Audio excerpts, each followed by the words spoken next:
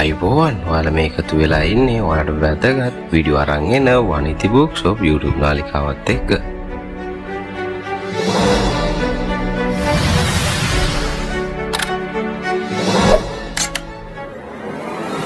මේ දිනවල දිවයින තුල පැවැත්වෙන අයහපත් කාලගුණ තත්ත්වයේ හේතුවෙන් ප්‍රදේශ කිහිපයක් ගම් අතරින් යටවීම ඒ වගේම මාර්ග අවහිරවීම ආදී ආපදා තත්ත්වයන් ඇතිවීම හේතු කොටගෙන අද දිනේ එනම් නොවැම්බර් 27 වෙනි දිනේ ඒ වගේම හෙට නොවැම්බර් 28 දින සහ නොවැම්බර් 29 සෙනසුරාදා දින පැවැත්වීමට නියමිත තිබෙන අධ්‍යයන පොදු සාතිකපත්‍ර උසස් පෙළ විභාගයේ මෙම දින 3 සඳහා පැවැත්වෙන්නේ නැහැ.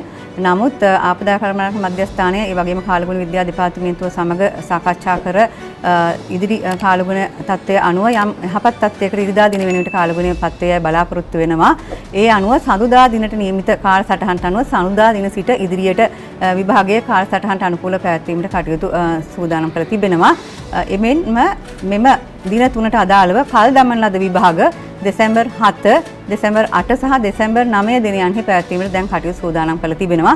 ඒ වගේම ඉදිරි කාලගුණ තත්ත්වයන් පිළිබඳව සහ ආපදා ක්‍රමකරණ මධ්‍යස්ථානයත් ඒ වගේම ත්‍රිවිධ හමුදාවත් ඒ වගේම පොලිසිය ඇතුළු සියලුම අංශ සමග සාකච්ඡා කරගනිමින් අධ්‍යාපන පළාත් අධ්‍යාපන අධ්‍යක්ෂකවරුන් දිස්ත්‍රික් ලේකම්වරුන් ඇතුළු සියලුම දිස්ත්‍රික් වලින් ලැබෙන තොරතුරු අනුව ඉදිරියේදී විභාගය බාධාවකින් තොරව පැවැත්වීමට අවශ්‍ය සියලු කටයුතු මේ වන විට සූදානම් කරමින් පවතින බවත් ප්‍රකාශ කරන්න කැමැතියි.